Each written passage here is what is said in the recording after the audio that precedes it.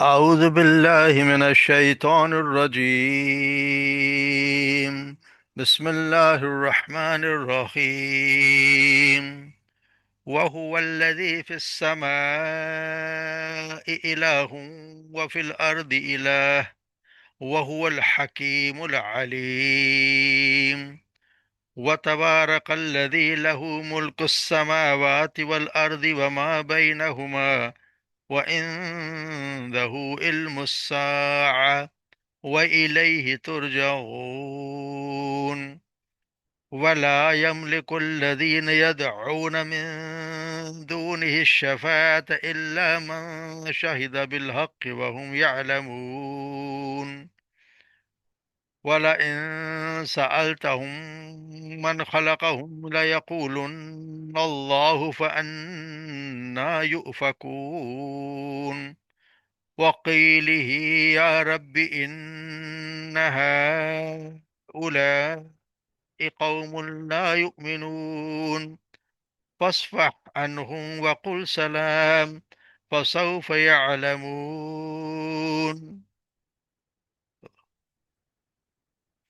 وهو الذی اور وہی ذات ہے فی السماء آسمانوں میں، و الہ معبود سچے یعنی وہی ہے سچا معبود آسمانوں میں، و فی الارض الہ اور وہی زمین میں سچا معبود، وہو الحکیم علیم اور وہی ہے حکمت والا اور سب کچھ جاننے والا۔ وتبارک الذی اور بہت بابرکت ہے یعنی بابرکت والا ہے، الذی لہ ملک السماوات والارض جس کی ہے بادشاہی آسمانوں اور زمین میں، وما بینہما اور جو کچھ ان دونوں کے درمیان ہے، وعندہ علم الساعہ اور اسی کے پاس ہے علم الساعہ قیامت کا علم، وإلیہ ترجعون اور اسی کی طرف تم لوٹائے جاؤ گے۔ ولا یملک الذین اور نہیں اختیار رکھتے الذین وہ لوگ یدعون من دونی جنہیں یہ پکارتے ہیں اللہ کے سوا، شفاعت کسی شفاعت کا، الا سوائے اس کے، مگر من شاہدہ جو گواہی دے بالحق حق کے ساتھ، وہم یعلمون اور وہ جانتے بھی ہوں۔ وَلَئِن سَأَلْتَهُمْ اور اگر آپ ان سے پوچھیں من خلقہم کس نے پیدا کیا انہیں، لَيَقُولُنَّ اللَّهُ تو وہ یقیناً وہ ضرور کہیں گے اللہ نے، فَأَنَّا يُؤْفَكُونَ تو وہ کہاں یؤفکون کس طرف وہ پھرائے بہکائے جاتے ہیں۔ وقیل ہی اور قسم ہے قیل ہی اس کے اس کہنے کی یعنی آپ صلی اللہ علیہ وسلم کی اس بات کے کہنے کی قسم ہے، یا رب اے میرے رب، ان ہؤلاء قوم لا یؤمنون کہ بے شک یہ وہ لوگ ہیں یا وہ لوگ ہیں لا یؤمنون جو ایمان لا نہیں لائیں گے، جو ایمان لا کر نہیں دیتے۔ فاصفح پر درگزر کیجیے عنہ ان سے، وقل سلام اور ان سے کہیں سلام، فسوف یعلمون پس ان قریب یہ جان لیں گے۔ الحمدللہ اللہ تبارک و تعالیٰ کی خاص توفیق ساتھ اس صورت کا بھی اختتام مکمل ہوئی، اللہ تبارک و تعالیٰ قبول فرما دی۔ اس کا ترجمہ اس کی مختصر سی تفسیر دیکھ لیتے ہیں، تھوڑا سا ہی ہے۔ وَهُوَ الَّذِي یہاں بتایا جا رہا ہے کہ جیسے مشرکوں نے کچھ معبود آسمانوں میں بنا رکھے ہوتے ہیں، جیسے فرشتوں کو مانتے ہیں، سورج چاند کو کچھ لوگ بہت سے پوجتے ہیں، کچھ ستاروں کو پوجتے ہیں، وہ تو اللہ تبارک یہ اللہ تبارک وہ الذی وہی ہے ایک سچا معبود آسمانوں میں بھی اور زمین میں بھی۔ زمین میں بھی وہ لوگ بنا جیسے انبیاء کو بنا لیتے ہیں، اولیاء کو، اور بہت سی قبروں کو بھی پوجتے ہوتے ہیں، یا بت بنا لیے یا پتھروں کو جیسے ہندو پوج رہے ہوتے ہیں۔ یہ اللہ تبارک و تعالیٰ کرے کہ چاہے زمین اور آسمان ایک سچا معبود ایک وہی ہے، یعنی ایک الہی ہے، صرف سچا معبود وہی ہے۔ جن کو یہ اللہ کے اس کے سوا پوچھتے ہیں ان میں کوئی بھی معبود نہیں، اس کے کوئی حیثیت، اس کا کوئی اختیار نہیں۔ وَهُوَ الْحَكِيمُ الْعَلِيمُ اور وہ ہے بھی کمال حکمت والا، جس نے ہر چیز کو محکم اور مضبوط بنایا اور حکمت اور دانائی کے ساتھ بنائی ہے، اور ہر چیز کا علم رکھنے والا بھی ہے، العلیم ہر چیز کا علم رکھنے والا ہے۔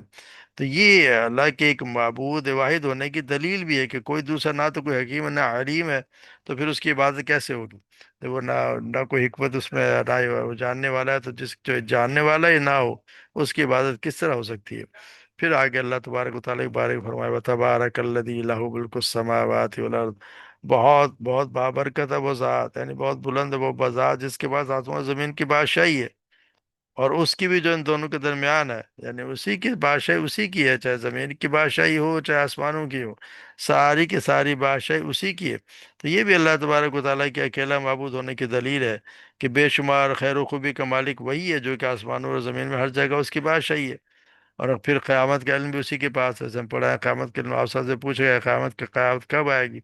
تو آپ نے کہہ دیا کہ میں نہیں جانتا، یعنی کہ اللہ کے پاس کئی تو ہم پڑھا ہے کہ وہ اللہ تعالیٰ نے یہ فرمایا کہ اس کے انتہا، یعنی اس کے علم کے انتہا اسی کے پاس ہے، یعنی قیامت کب آئے گی سوائے اللہ کے کوئی نہیں جانتا۔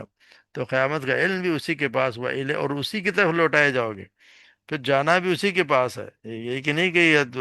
جو بھی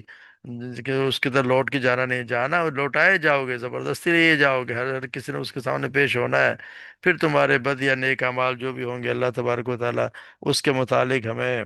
اس کا بدلہ دیا جائے گا۔ اگر نیک اعمال کیے ہوں گے تو جنت ملے گی، اور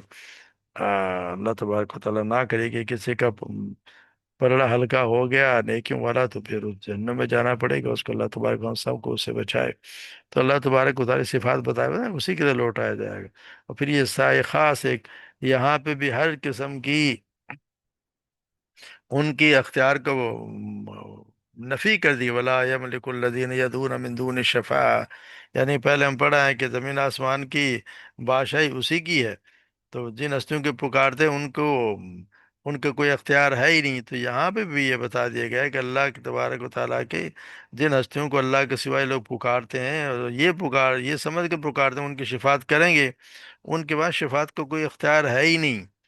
مگر وہ لوگ جنہوں نے کلمہ حق یعنی لا الہ الا اللہ کی شہادت دی، وہ وہاں شفاعت کر، یعنی ان سے مراد یہ ہے کہ وہ جو اس بات پہ یقین رکھتے تھے، جیسے جیسے فرشتے ہیں اور عیسیٰ علیہ السلام ہیں یا اللہ کے دوسرے مقرب بندے جن کو یہ پکارتے ہیں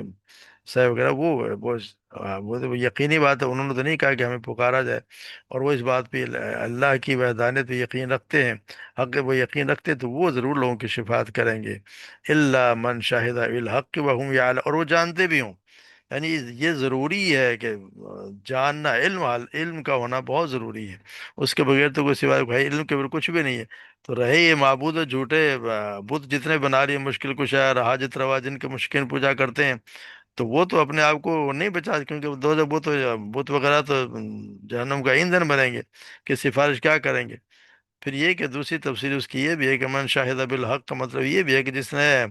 حق یعنی کلمہ لا الہ الا اللہ کی شہادت دی، اور صرف زبانی نہیں بلکہ اس کا علم اور یقین بھی رکھتے تھے، یہ نہیں کہ زبان سے کہہ دے لا الہ الا اللہ، پھر سارے دوسروں کو بھی پوچھتے رہے ساتھ، جیسے ہمارے یہاں ہوتا ہے کہ اللہ بھی ہے مگر اس کے ساتھ بہت سی ہستیوں کو بھی پوجا جاتا ہے، کہ ان کے بھی اختیارات ہیں، کسی کو ہم نے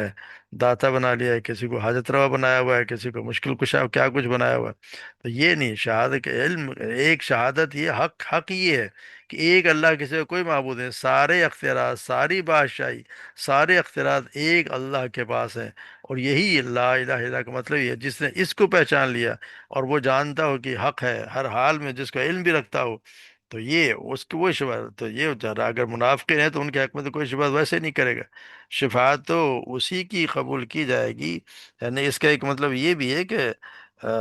شفاعت اسی کے متعلق کی جائے گی جو کلمہ شہادت یقین سے پڑھتا ہو، یعنی وہی شخص یہاں پہ تو یہاں پہ تو جو کوئی کلمہ پڑھ لے زبان سے وہی مسلمانوں میں شمار ہو جائے گا، مردوں شمارے میں تو اس کا بھی شمار ہوگا، مگر وہاں پہ اہل ایمان وہی شمار ہو جیسے اپنے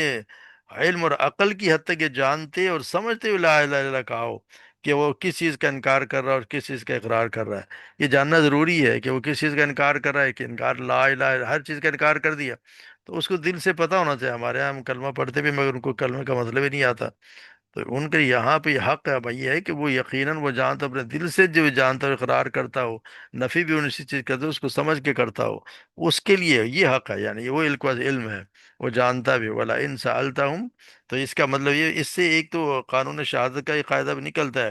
کہ گواہی کے لیے بھی علم جو ہے وہ شرط ہے، جس کے بعد گواہی وہی دے جس کے پاس علم ہو،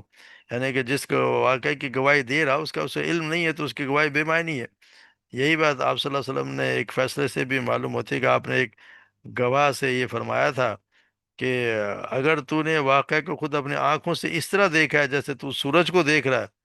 تو وہ گواہی دے ورنہ نہ دے،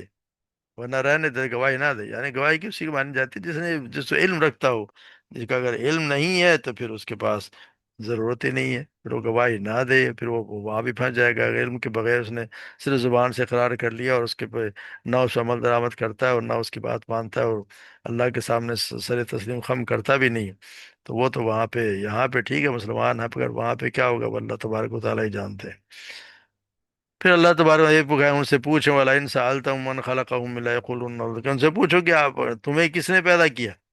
तो साफ कर देंगे ये मानते हैं, यानी कि सब माने कि अल्लाह ने। तो यह है कि जब मानते हैं कि उन्हें अल्लाह ने पैदा किया, तो पैदा करने वाले को छोड़कर दूसरों की पूजा क्यों करते हैं? उनको क्यों मुश्किल कुशा और हाजत रहो मान कर कैसे बैठ गए कि सारे वो भी सिफारिशें भी करेंगे और वो हमें बख्शवा देंगे? तो ये तो अजीब सी बात है कि अगर मानते भी हैं कि हमें अल्लाह ने पैदा, जिसने कुछ पैदा किया ही नहीं, तो फिर उसका वो रब कैसे हो गया, वो किस तरह उसका अख्तियार हो गया? जिसने जो चीज़ पैदा की असल में तो अभी खुद मानते हैं, अपने दिल से मानते हैं, मगर उसके बाद फाना यू फकुन, मतलब कि वो कहाँ बहकाए जा रहे हैं। यानी कि कौन सी दलील या कौन सा सबब है जिसकी वजह से ये बहकाए जाते हैं? तो इससे मालूम ही होता है कि इंसान असल में तो तौहीद पर ही होता है। फिर शैतान, इंसानों में तो कुछ शैतान होते हैं या जिन, जो उसे तौहीद से बेकार शिरक में मुबतला कर देते हैं। जैसे आपने फरमाना ना, जिसका मफहूम ये है कि हर इंसान, बच्चा जो है वो फितरत में पैदा होता है, तो उसके माँ बाप होते हैं जो उसको उसको मजूसी या ईसाई या मुश्रिक बना देते हैं। वरना हर इंसान को अल्लाह तबारक व तआला ने तौहीद के साथ ही पैदा किया है। तो यहाँ भी क्या, फाइन ना यू फाइन, कौन बहकाए, कहाँ से बहकाए जा रहे हैं, कौन इनको बहका रहा है? फिर अल्लाह तबारक व ताला यहाँ आखिर में यहाँ फरमाए, अल्लाह तबारक व ताला आप सल्लल्लाहु अलैहि वसल्लम के कौल की कसम खा रहे, वकील ही या रब इन हाउलाई कौम ला युमिनून, यानी अल्लाह ला युमिनून, ये कि ये अल्लाह तबारक व ताला कि ये है कि खा रहे हैं कि ये इस रसूल की, या रब कहने की कसम खाता हूँ कि यकीन ऐसे लोग हैं जो ईमान नहीं लाएंगे, यानी ऐसे लोग हैं जो ईमान लाएंगे ही नहीं, इसलिए उनसे दरगुजर करो, कहकर सलाम, वरना करीब वो जान लेंगे। यानी ये उनको ये अल्लाह के रसूल से कहलवाया यानी जब उन्होंने कहा कि ये रब, ये ईमान नहीं लाएंगे, तो अल्लाह तबारक व तआला ने इस बात की कसम खा ली।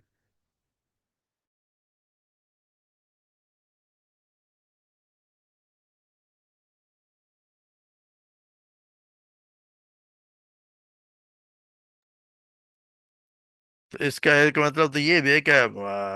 सल्लल्लाहु अलैहि वसल्लम क्या है, मेरे रब तूने, ये तो ऐसे लोग हैं जो ईमान लाते ही नहीं है, ये कहने की मैं कसम खाता हूँ कि मैं जरूर काफिरों के इस रवैये के खिलाफ उसकी मदद को, अल्लाह तबारक व तआला कह रहा है कि अल्लाह के रसूल ने जो बात कही, तो मैं जरूर उनकी रवैये के खिलाफ उसकी मदद करूंगा। तो ये तो फिर एक तफसीर इसकी ये भी है कि आप सल्लल्लाहु कई दफ़ा आप सल्लल्लाहु अलैहि वसल्लम का हसरत और अफसोस के साथ ये कहना होता है कि ऐ मेरे रब, ये तो ऐसे लोग हैं जो ईमान लाते ही नहीं है। तो अल्लाह तबारक व तआला भी कहा कि यानी कि ये उसी के पास क़यामत का इल्म भी है, रसूल के इस कौल का भी है, मेरे रब ये तो है, ऐसे लोग जो ईमान नहीं लाते।